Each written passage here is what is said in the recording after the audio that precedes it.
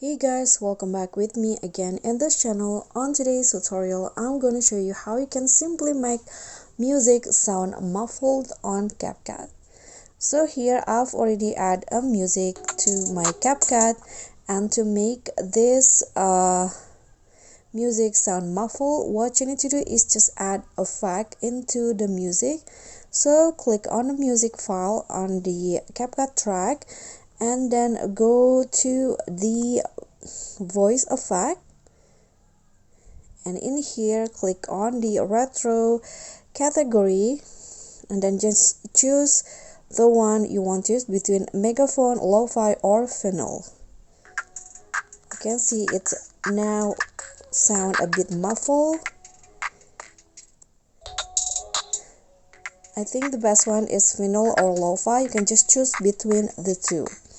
Just click on the check icon when you're done, and that's it.